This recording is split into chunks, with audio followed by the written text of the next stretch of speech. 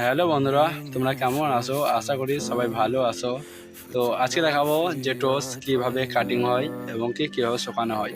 তো বন্ধুরা, এই যে হচ্ছে কাটিং মেশিন। এইভাবে মাল কাটিং হয়, তাদের মালগুনা পাতাতে জমানো হয়। তো জমানোর পর ওটা ভাঁটিতে যায়। তো ভাঁটিতে যাওয়ার পর ওটা শুকানোর পর ওটা প্যাকিং হয়। তো প্যাকিং হওয়ার তারপরে প্যাকিং হওয়ার পরে ওটা বেচা হয়। তো আমাদের কাজ করতে করতে চা চলে আসে, সে কারণে আমরা চা খেতে লাগি। তো বন্ধুরা, কাটিং মেশিনটা দেখে নাও ভালো হবে যে কীভাবে কাটিং হয়। এভাবে পিস পিস করে কাটিং হয়। তো বন্ধুরা, তাহলে আমাদের চা খাওয়ার টাইম হয়ে যায়। তো চা খাওয়ার টাইমে আমরা সব চা নিয়ে বসে পড়ি।